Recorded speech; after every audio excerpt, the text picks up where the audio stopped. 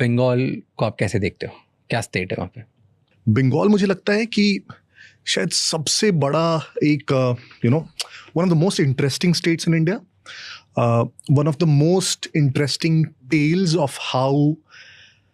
So there's a very beautiful line which says the best stories are made out of miseries. Okay. Right?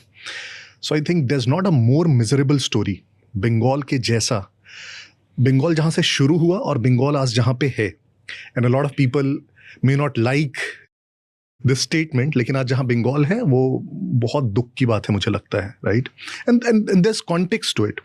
Just 200 साल पहले आप जाइए सिर्फ, the Britishers entered India. Britishers India में कहाँ से enter किए? एंट्री ठीक है, उनके अलग अलग पॉइंट्स थे. Finally where did they settle? Calcutta, Fort William. Right?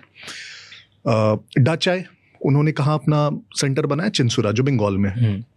French है, चंदन नगर, जो अगेन वो सेम हुगली रिवर पे. ये तीनों सेंटर्स आप देखेंगे, it is all situated on that Hooghly river to the port of Calcutta. All of them, why did they come to Calcutta? सब कैलकाटा ही क्यों आए, वहीं पे क्यों सेटल हुए? क्योंकि कैलकाटा अगर आप देखेंगे, and when I say Calcutta, the Bengal region broadly, it used to be the most prosperous state, और सूबा उस समय बोलते थे. मुगल के रीजन में सूबा होते थे.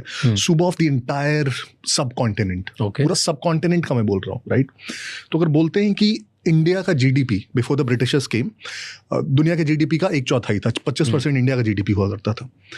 उसमें बंगाल का, and there are debates on that, उसमें सिर्फ बंगाल का जीडीपी 40% हो.